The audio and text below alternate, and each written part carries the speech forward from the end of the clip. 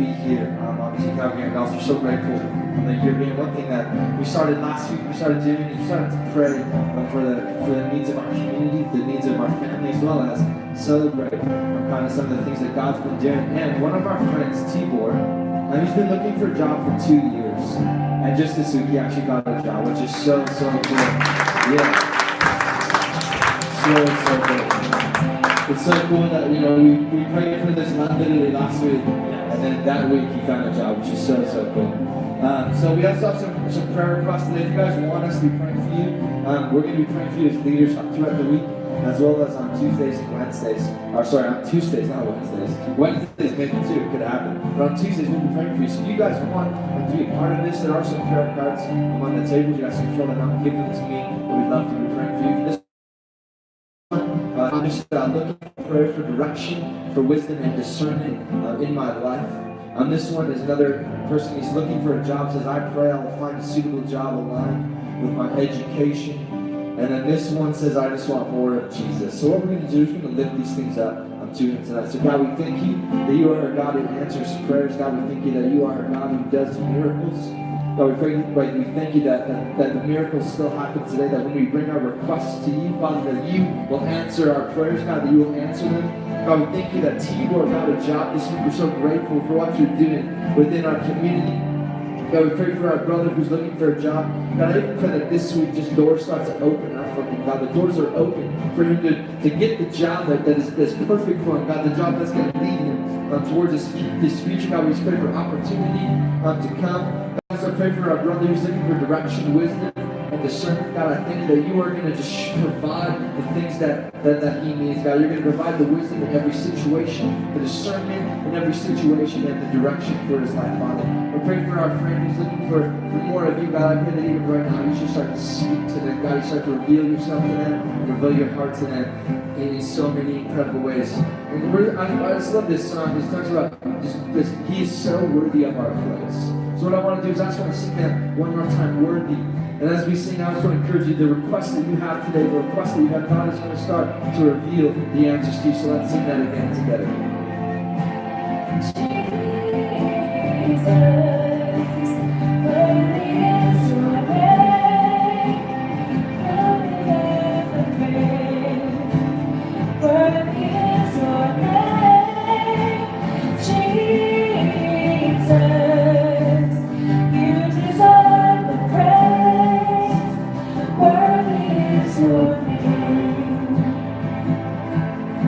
God, we thank you that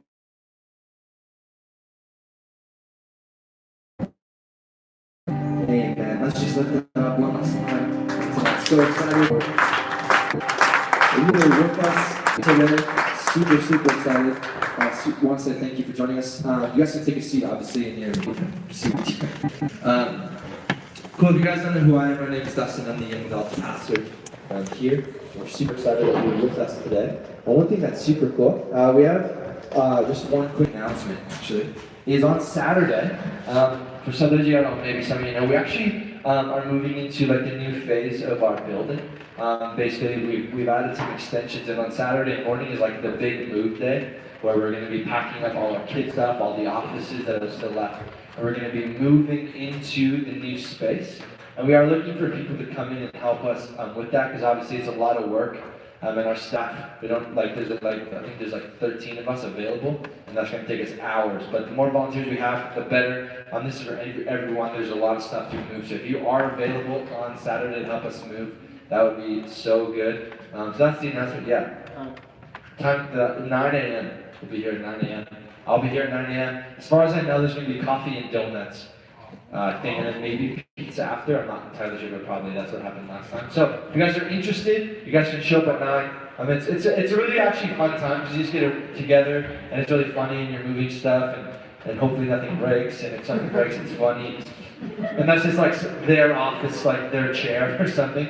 Like you don't want to drop Pastor Dave's chair because then you might get kicked out of the church, and like that's just not what you want to be. That's just not what you want to have happen. Anyway, super excited. Today we actually have Becky Watson with us. Becky Watson is one of Royal Life Victory Church's missionaries, and she is from Thailand.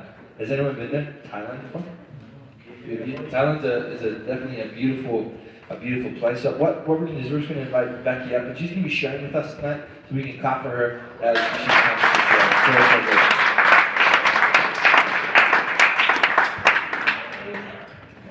I actually heard they're giving away a free car on Saturday too, right? Free car, yeah, that's right.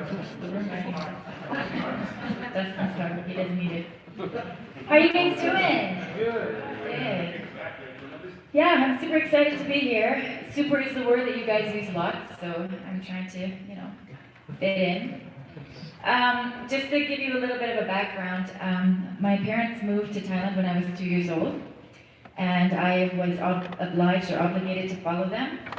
And I grew up on the mission field, came back to Canada for part of grade 5, grade 7, 10, grade 12, that's how I remember those times. And then when I was 18, I moved back to Canada. And I went to college, met a really cute guy, made him fall in love with me. I'll tell you how to do that later, it's really good. And then got him to follow me to Thailand, which was really interesting. I actually thought that I would never get married because I didn't feel like I was gonna marry somebody from Thailand. Not because I'm anti-Asian, but I don't feel like I should marry a person I could beat up. They're really small there, so I need a guy who is bigger than me and stronger than me. Hope there's nobody from Thailand here. I love Thailand. Seriously. And anyway, so I managed to trick him into coming to Thailand. And we were there for a very long time. And then at some point, we just kind of burnt out in the ministry. Well, I did. He was fine, but I just kind of went crazy. And we came back to Calgary, and Pastor Dave actually invited us to come to Royal Oak. They took really good care of us for 6 months. I wasn't allowed to do anything but a normal job, which was weird because I grew up on the mission field, so I was used to working like 24/7. And now I was working Monday to Friday, 9 to 5, and then my weekends I was just staring at the wall. So I had to get used to Canadian TV again, which was weird. I really liked House, which was a great show. But anyways, God did something really amazing in my life here in this church. So I just want to say, if you guys are from here and you're plugged in here or any church, church is the place where you grow. It's the place that challenges you the most. It's a place that gives you freedom. It's a place that helps set you on destiny purpose. And it's a place where you can meet new people. So, God is in church, and we're in church, and so that's a good thing. But that's not what I'm talking about today. That was just my introduction. I'll try to keep it short. So today I'm actually talking about creativity. Because God has done something really amazing in my life, and sometimes I feel like it's super surreal. So I want to give you a little bit of my story because it's just amazing what God can actually do with one life if you're willing to believe that He is who He says He is. That one's kind of easy. But that you can be who He says you are. That one's the one that we kind of struggle with, right? Because we know ourselves. Like, I know I appear fairly perfect, but I know my flaws. I have a lot of them, right? And so do you. And so we look at our deficiencies, we look at our insecurities, we look at the problems we have, right? Some of us come from different backgrounds, some of us had great family upbringing, some of us didn't, some of us have issues, some of us have brokenness.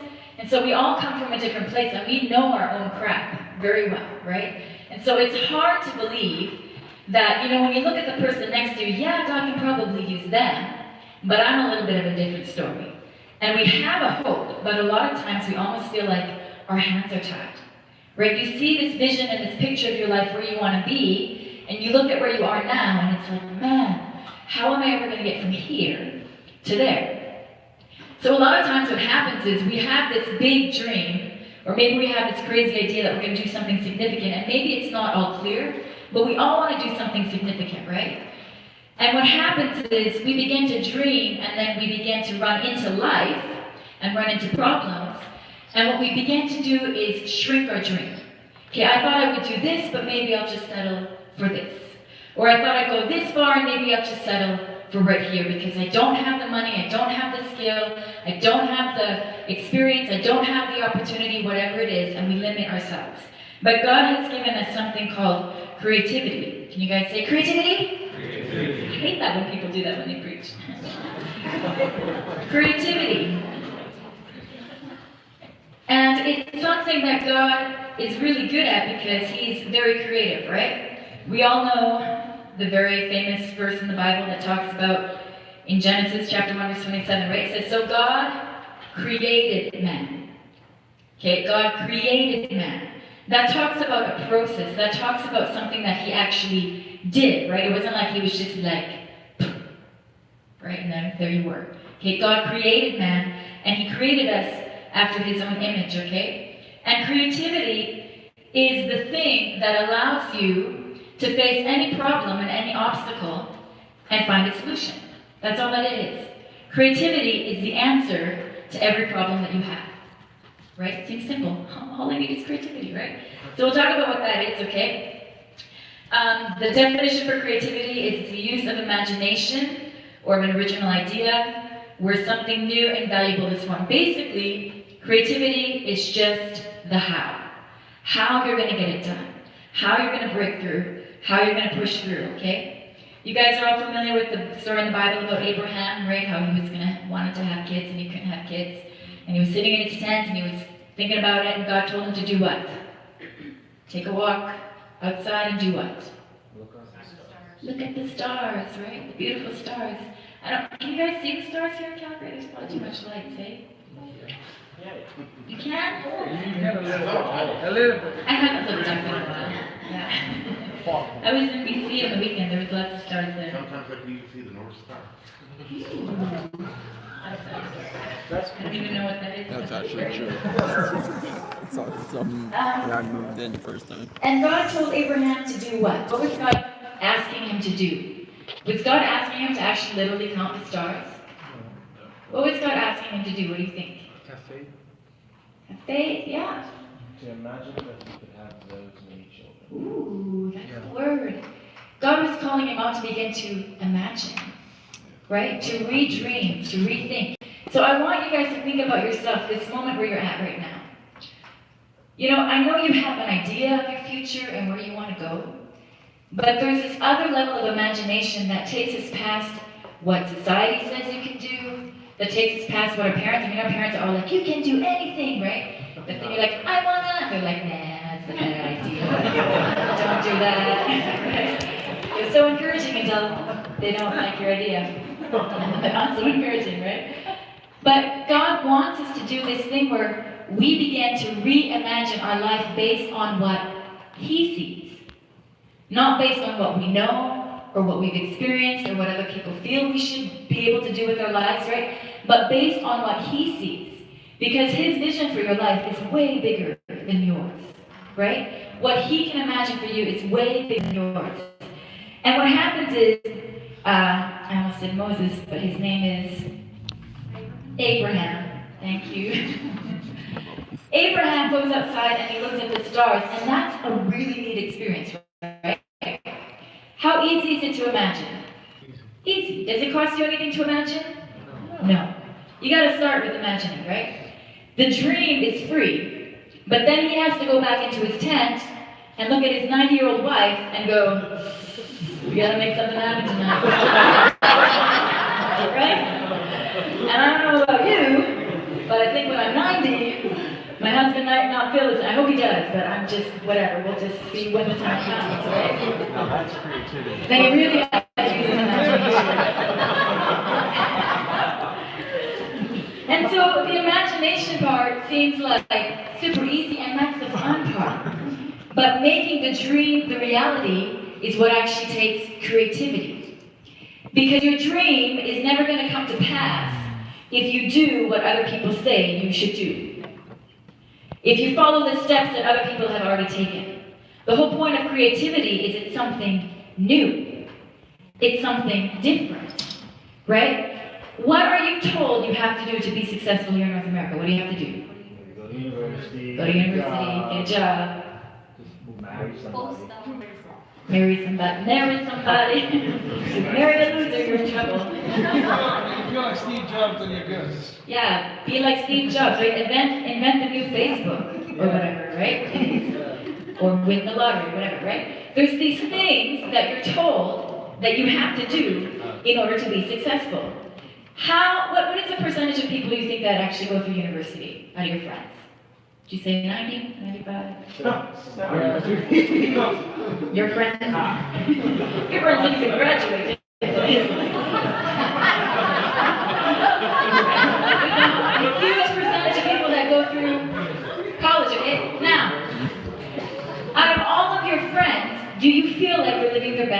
Are they living lives